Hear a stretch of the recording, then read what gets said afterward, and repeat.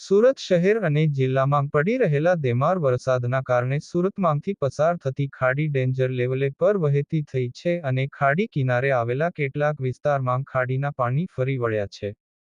લિંબાયતમાં મીઠી ખાડી વિસ્તારમાં 1200મી વધુ મકાનમાં રહેતા પરિવારો આ પૂરની ઝપેટમાં આવી જતાં આખરે મોડે પાલિકા કમિશનર શાલિની અગ્રવાલે ખાડી વિસ્તારની મુલાકાત બુધવારે સવારે લીધી હતી.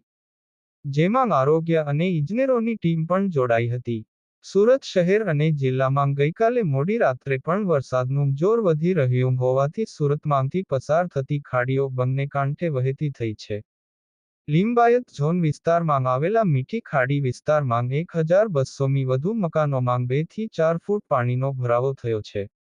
મીઠી ખાડીનું લેવલ ભયનજક સપાટી કરતાં વધુ હોવાથી વાંબે આવાસ, વિધાતા ટાઉનશીપ, શાંતિકુંજ સોસાયટી, ગીતાનગર, રણછોડનગર, પર્વત ગામ પાદર, ગોકુલનગર, માધવબાગ મેઇન રોડ પર તથા લિંબાયત ફૂલવાડી, કમરુનગરમાં 1.5 થી 2 ફૂટ ખાડીના પાણી ભરાયા છે. સુરત શહેરમાં તાપી નદી પસાર થાય છે. આ નદીની સાથે સાથે શહેરમાં 5 ખાડી છે, જેમાં ભેદવાડ, સીમાડા, મીઠી, ભાઠેના ખાડી અને કાંકરા ખાડીનો સમાવેશ થાય છે.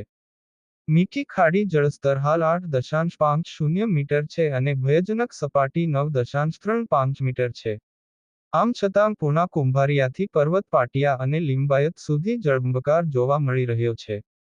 એમાંની કમરુનગર, નૂર ઇલાહીનગર, કુંભારિયા ગામ, રઝાનગર, સોનિયાનગર, જવાહરનગર, સ્મશાનભૂમિ, ક્રાંતિનગર અને રાવનગર રીતસર ડૂબી ગયા છે. સીમાડા ખાડી આ ખાડી હાલ 5.50 મીટરની ભયજનક સપાટીએ છે, જેથી સીમાડા અને પૂર્ણા ગામ સહિતના વિસ્તારો બેટમાં ફેરવાઈ ગયા છે. કાંકરા ખાડી જેનો જળસ્તર 6.40 મીટર અને ભયજનક સપાટી 8.48 મીટર છે, જે ભીમરાડ, અલથાણ, રસુલાબાદ અને આબાદનગરની મુશ્કેલી વધારી શકે છે. હાલની સ્થિતિએ શહેરમાં વરસાદ છે, ઉપરવાસમાં પણ વરસાદ છે. વળી, બીજને કારણે દરિયામાં પણ હાઈટાઈડ છે, જેથી ખાડીઓની સપાટી વધતાં પાણી બેક મારી રહ્યા છે.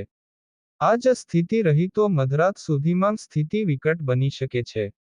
તંત્ર હાલ સોસાયટીના પાણીને ડિવોટરિંગ પંપથી ખાડીમાં ઠાલવી રહ્યું છે, પરંતુ ખાડીનું લેવલ જ ઊંચું હોવાથી એનો કોઈ મતલબ રહેતો નથી. આ સ્થિતિથી બચવા માટે નીચાણવાળા વિસ્તારોમાંથી લોકોનું સ્થળાંતર જ એક વિકલ્પ છે. કેમેરામેન સાબિર અલી સૈયદ સાથે કાદિર શેખ, કર્તવ્ય ગુજરાત ન્યૂઝ, સુરત.